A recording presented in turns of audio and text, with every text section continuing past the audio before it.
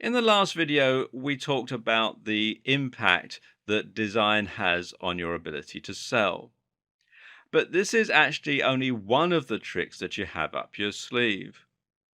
Also available is your ability to alter the pricing and to add smart descriptions to your store.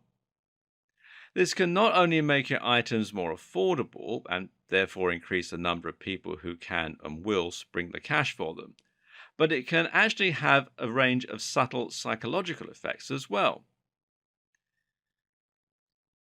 Let's talk about some pricing strategies. And a good one is special offers and deals, or also scarcity. And a special offer is a great way to encourage more people to buy your products. And if you price this offer correctly, then the increase in turnover should also help to increase your profits. In other words, you might lose out on each individual item, but by selling more items, you can still increase overall earnings. But special offers and deals also have another effect. They introduce time pressure. People know offers last only for a finite amount of time, and thus, by introducing special offers and deals, you'll automatically make people want to buy more quickly instead of going away to think about it. This in turn is very valuable for you. Why? Because people are most likely to buy things when they act impulsively. People buy most of the time based on emotion, not reason. So if you can get them to act quickly, they'll be much more likely to spend the cash than if you give them time to go away and mull it over. By using an incentive to act faster, you thereby make them act more quickly and act more impulsively. And as such, they'll be much more likely to buy from you. Another way to make your audience act quicker is to make the products limited in stock. This creates scarcity, and in doing that, in turn, also makes your items more valuable and thus desirable. People want things that no one else can have. We talked about color contrast earlier and making your products physically stand out on your digital shelf. But there's another type of contrast to consider too, and that's the contrast between your price points.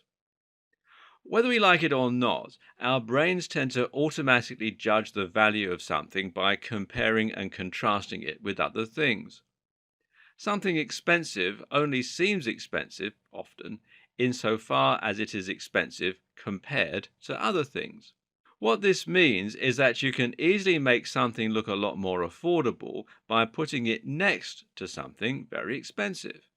And at the same time, doing this can also help make the expensive items seem more premium and thereby luxury and desirable. And furthermore, this means you'll have more luck selling point of sale options and upselling when the customer is already spending more. When someone is spending $500 on your website, they won't think much about adding $10 extra for a discounted product. But if they're only spending $5, then they'll be unlikely to want to add another $10 to the order.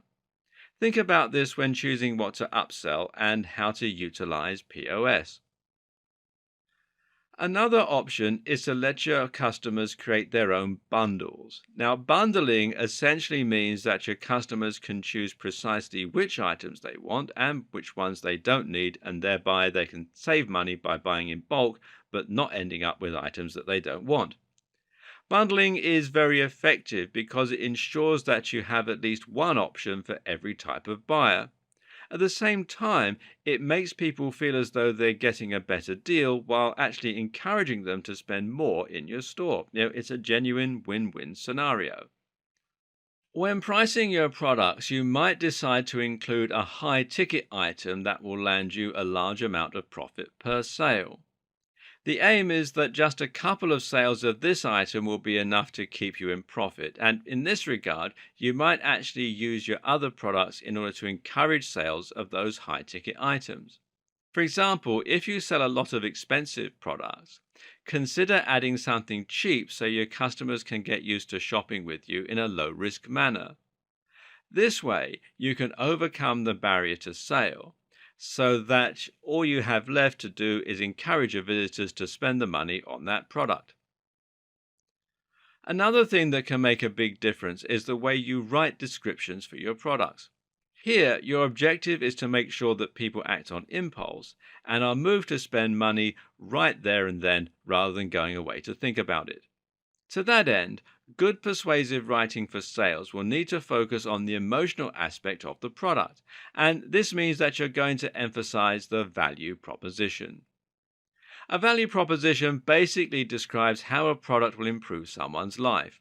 In other words, don't just look at the sum of the parts, but what people actually want to gain from spending the money. For example, people don't buy dumbbells because they need something heavy. People buy dumbbells because they want to be strong, toned, healthy, attractive, and confident. This is what you need to emphasize in your pitch because it will ensure that your prospective customers start imagining what life could be like after they've purchased your item.